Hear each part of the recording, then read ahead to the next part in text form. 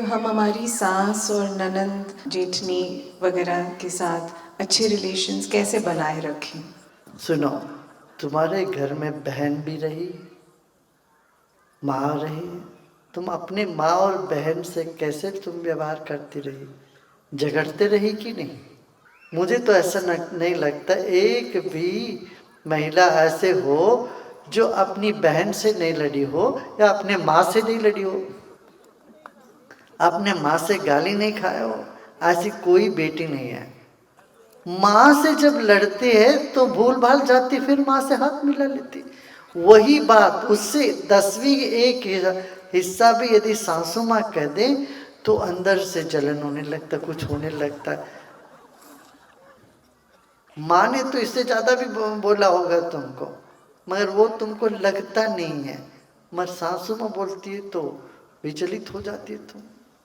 वो दोनों एक ही उम्र की है भाई, बात तो एक ही सी करती है। जो अब मान लो तुम्हारे भाभी इस तरह से तुम्हारे साथ व्यवहार करे, तुमको पसंद आता है क्या? ये देखो, तुम क्या चाहते हो तुम्हारे भाभी से? अरे तुमसे और तुम्हारे माँ से मिलजुल के रहें, ये चाहती ना? इसी तरह से तुम वहाँ मिलजुल के रहो। वो जो कुछ भी बोले उसको किस कान से पहली बात है, कान के अंदर जाने ही नहीं दो। यदि चला जाता है दूसरे कान से निकाल दो, जैसे कुछ हुआ ही नहीं है। फिर ऐसे जाके उनसे व्यवहार करते रहो। वो चाहे समझे ये बेशर्मी, समझने दो, 2-3 दिन बेशर्मी समझेंगे, कम से कम तुम्हारा मन प्रसन्न रहेगा और वो धीरे धीरे वो भी तुम्हारे करीब होने लग जाएंगे।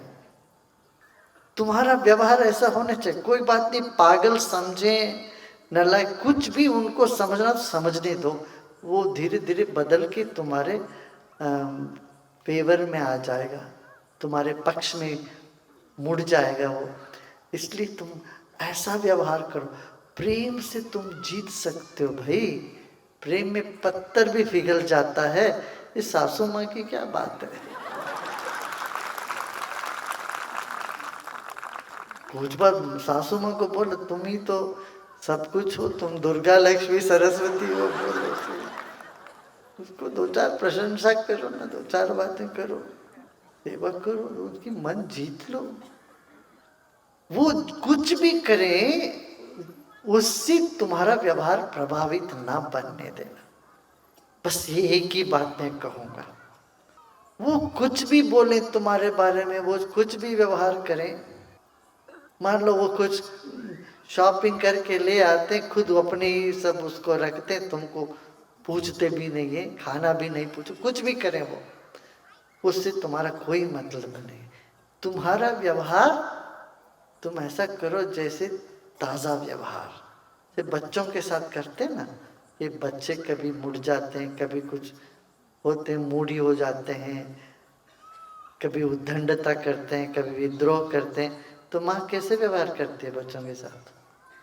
अरे बच्चे कुछ विद्रोह करते हैं तो 1 हफ्ते बाद माँ क्या करती है, उसको पूछती है, अरे तुमने ऐसा क्यों किया, ऐसा क्यों किया? नोचती है क्या?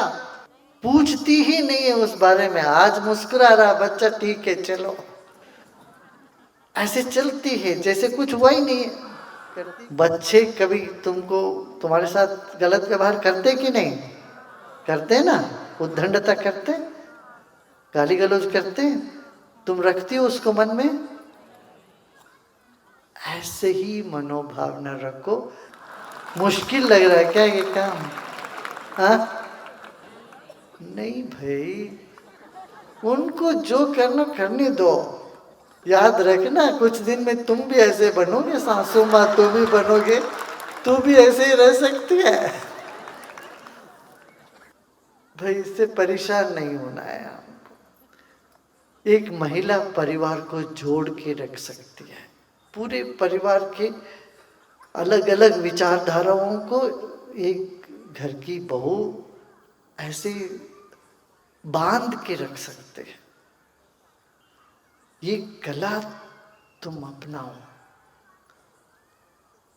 ऐसा मजबूर हो जाए लोग अरे कई सिनेमा वनेमा तो आया होगा, इस तरह के कुछ सीरियल या सिनेमा आया होगा, ऐसी बहू है जो सबको खुश कर देती किसी तरह, ससुर को भी, सास को भी, सासू माँ को भी और ननद को भी। हाँ, यही तुम करो, सबको पटाओ। कुछ लोग नहीं संभव हो तो उदासीन कर दो, और क्या। पर उससे तुम प्रभावित नहीं हो जाना। तुम्हारा व्यवहार उदारता के साथ, प्रसन्नता के साथ। कोई और प्रसन्न और खुश नहीं है तो तुम्हारे चेहरे में क्यों प्रसन्नता उतर जाती है? अरे कम से कम तुम अपने में रहो। उसके लिए तुम्हें ध्यान करना पड़ेगा, ज्ञान सुनना पड़ेगा रोज रोज। योग वशिष्ठ पढ़ना, कभी अष्टावक्र सुनो, ये सब घाताएं बहुत है हमारे देश में, पुराणों में। मैं तो कहूँगा योग वशिष्ठ हर एक को पढ़ना चाहिए, सुनना चाहिए। वो आत्मबल देता है तुम्हें।